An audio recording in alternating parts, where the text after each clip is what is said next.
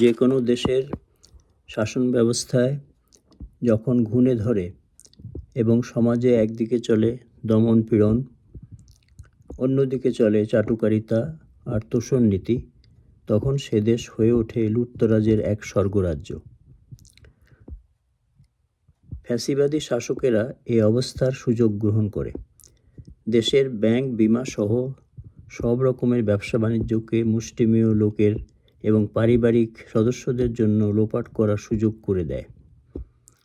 এতে আপাতদৃষ্টিতে কিছু সংখ্যক বা কোনো বিশেষ গোষ্ঠী ধনাঢ্য হয়ে ওঠে বটে, অল্প সময়ের মধ্যেই হয়ে ওঠে আঙুল ফুলে কলা গাছ।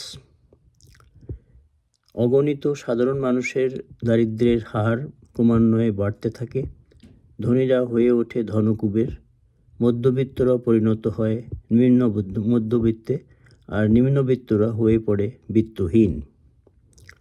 স্বৈরশাসকেরা প্রকৃত অবস্থাকে ধামাচাপা দিতে উন্নয়নের ধোঁয়া তুলে নানাবিধ মেগা প্রকল্প হাতে নেয়। এ এক ধরনের প্রতারণা। আর এ দিয়ে একদিকে যেমন আন্তর্জাতিক সংস্থা বা নানান উন্নত দেশসমূহের কাছ থেকে নানাবিধ সুদের হারে বড় বড় অঙ্কের অর্থ ঋণ হিসেবে গ্রহণ করে এবং এসব ঋণের সুদ মেয়াদ পূর্তি এবং প্রকল্প বাস্তবায়নের অনেক আগে থাকতেই কার্যকর হয়। মূলধন ও সুদের বোঝা চেপে বসে আপামর জনসাধারণের ঘাড়ে।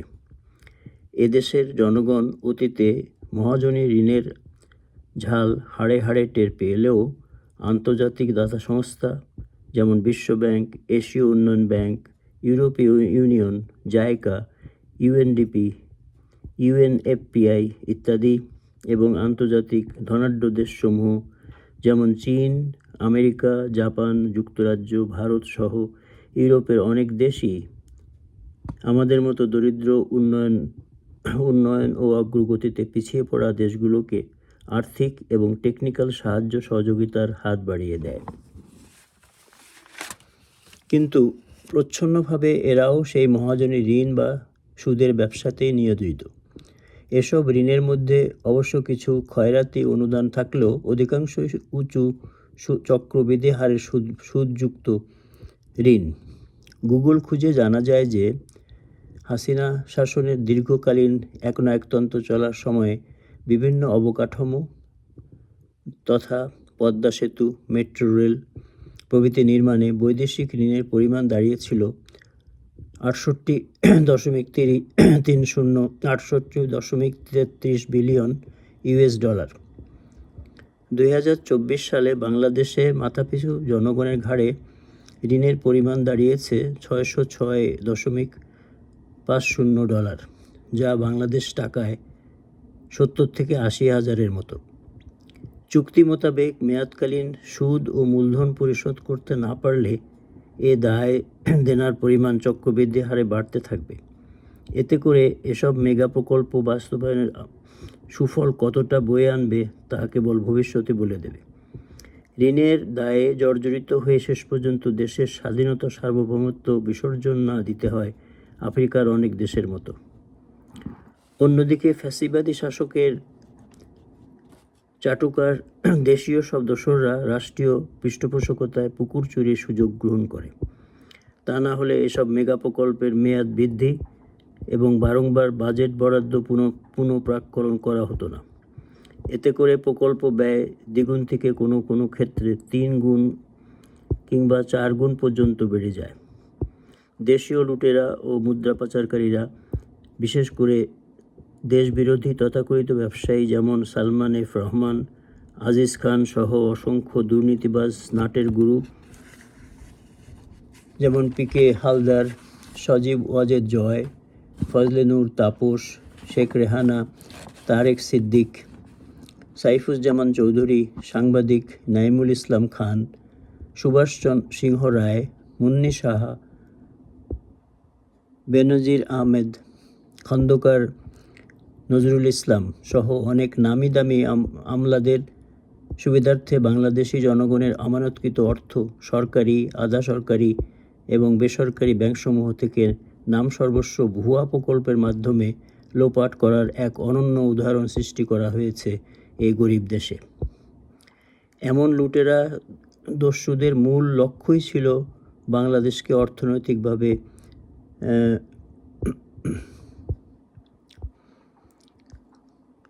ভ্যাম্পায়ারের মতো চুষে খাওয়া। সদ্য স্বাধীন বাংলাদেশের আর্থিক দৈন্যের অবস্থা জানাতে গিয়ে তৎকালীন আমেরিকান বিদেশমন্ত্রী হেনরি কিসিঞ্জার এর মন্তব্য তথা বাংলাদেশ একটি তলাবিহীন ঝুড়ি শীর্ষক অবজ্ঞা ও হতাশাব্যঞ্জক ইঙ্গিত প্রতিটি দেশপ্রেমিক বাংলাদেশির কাছে অনাকাঙ্ক্ষিত। তথাপি সাম্প্রতিক সময়ের অন্তর্বর্তীকালীন সরকারের দুর্নীতির শ্বেতপত্র অনুযায়ী কেবলমাত্র শেখ হাসিনার বিগত 15 বছরের শাসনামলেই হুন্ডি এবং অতিরিক্ত কিংবা নিম্নহারের চালান মারফত বৈদেশিক হিসাবসমূহে এ দেশ থেকে মোট 240 বিলিয়ন US ডলার পাচার হয়ে গিয়েছে। এতে করে সরকারি ও বেসরকারি শরিয়া নীতি অনুযায়ী পরিচালিত 10টি ব্যাংক হয়ে পড়েছে দেউলিয়া। এসব ব্যাংকের আর্থিক দৈন্য ঘটিত পরিসম্পদের পরিমাণ 62 বিলিয়ন ডলার বা 675,000 কোটি টাকার সমান। এতে করে পাঁচটি ব্যাংককে একত্রীকরণ করতে বাধ্য হয়েছে বাংলাদেশ ব্যাংক। বিদেশে পাচারকৃত মোট অর্থের পরিমাণ বাংলাদেশি টাকায় 28,08,000 কোটি সমপরিমাণ। সব কিছু দেখে শুনে একটা কথাই শুধু বারবার মনে পড়ে, তা হলো কবিগুরু রবীন্দ্রনাথ ঠাকুরের অন্যতম বিখ্যাত কবিতা 2 বিঘা জমি শীর্ষক সেই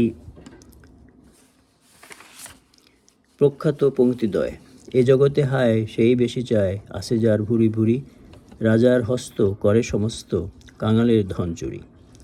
একবার একটু ভেবে দেখুন, 28,08,000 কোটি টাকা বাংলাদেশে মজুদ থাকলে এই পরিমাণ অর্থ দিয়ে বাংলাদেশের চারটি বার্ষিক বাজেট বরাদ্দ সংকুলন করা সম্ভব হতো। হুন্ডি এবং ব্যবসায়িক প্রতারণা, যা ওভার এবং আন্ডার ইনভয়েসিংয়ের মাধ্যমে করা হয়ে থাকে, ব্যাংক খাতে ধস নামিয়ে আর্থিক খাতসমূহে অসত্য তথ্য সরবরাহ করে জ্বালানি ও বিদ্যুৎ খাতকে অপব্যবহারের মাধ্যমে যেরূপ অবিশ্বাস্য রকমের অর্থ বাংলাদেশ থেকে লোপাট করা হয়েছে, এর নজির পৃথিবীতে দ্বিতীয় আর আছে কিনা সন্দেহ।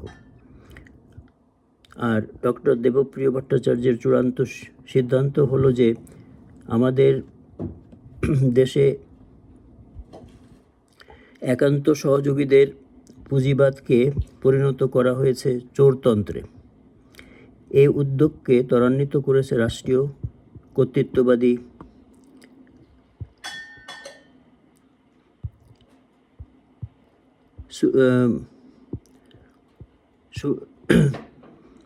কর্তৃত্ববাদী সুপরিকল্পিত ডাকাতি এবং লুটপাট।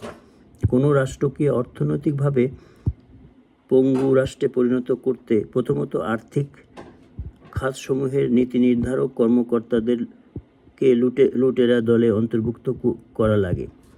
এতে হয় দুর্নীতির সহযোগী করা হয়, আর নয়তো যারা এর বিরোধিতা করে তাদেরকে দায়িত্ব থেকে অব্যাহতি কিংবা অন্য কোনো কম গুরুত্বপূর্ণ পদে বদলি করা হয়। তা না হলে দুজন ভারতীয় বিশেষজ্ঞ বা টেকনিক্যাল অফিসার নিয়োগ দিয়ে সাইবার হ্যাকিংয়ের মাধ্যমে বাংলাদেশ